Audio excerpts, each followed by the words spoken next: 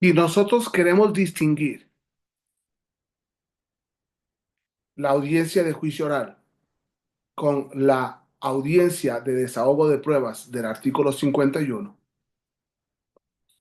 Tenemos que entender que el artículo 51, que lo que nos permite es desahogar pruebas, recepción, dice el artículo 51, y transmisión de medios de prueba, y la realización de actos procesales siempre y cuando se garantice previamente la identidad de los sujetos que intervengan en dicho acto. El fiscal no puede llegar al lugar de los hechos y se comunica con el oficial de policía a través del celular y le pide que le envíe fotografías del lugar de los hechos. Hay una comunicación digital por videoconferencia.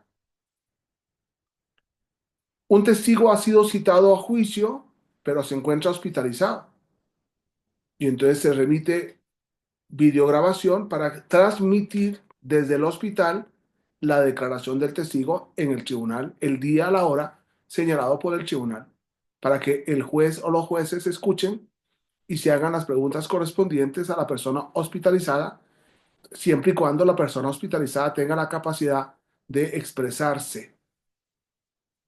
Tenemos una persona en el extranjero, fue citada para juicio, el juicio se está realizando el día de hoy y desde el consulado, el cónsul recibe al testigo y esa persona es interrogado desde el consulado mexicano en Estados Unidos, en alguna de las entidades federativas de los Estados Unidos, y se recibe la declaración. El artículo 51 ha resuelto miles y miles y miles de pequeños problemas en el desahogo de la prueba para no tener que prescindir de un testigo que puede declarar en Europa, en América, en África, en Oceanía, para un tribunal mexicano. O un mexicano para cualquier tribunal en el mundo. ¿Significa esto que se está realizando el juicio oral? No, se está desahogando un medio de prueba, tal como lo dice el 51.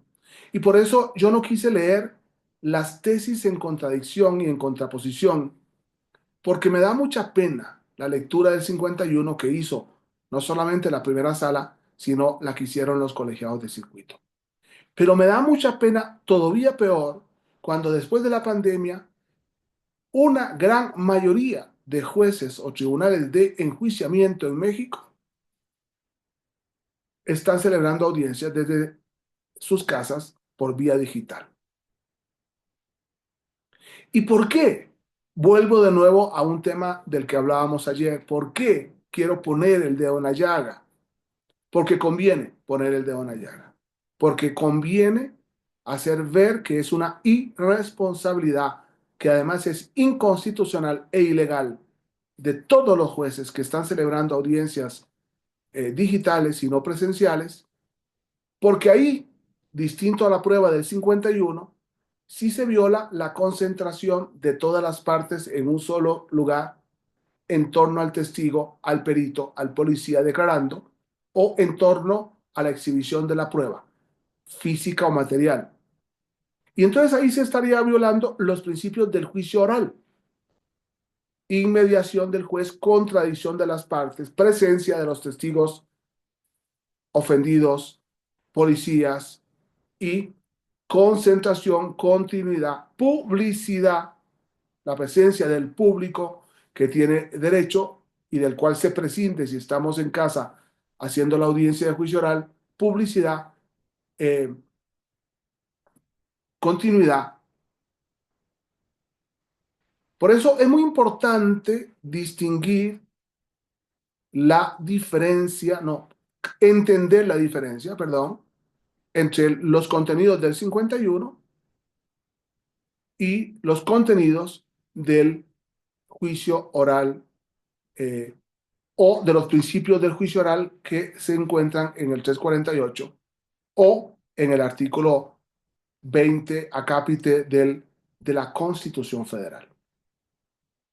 Si estas diferencias no las tenemos claras, si no las entendemos, entonces se entiende por qué mi preocupación de estar hablando de inteligencia artificial en estos momentos, porque objetivamente no se está entendiendo lo electrónico en las audiencias actuales del proceso y se están violando los derechos de los imputados en las mismas. Perdón la insistencia, pero conviene repetir y repetir y repetir los errores que se repiten, se repiten, se repiten y no hay reacción.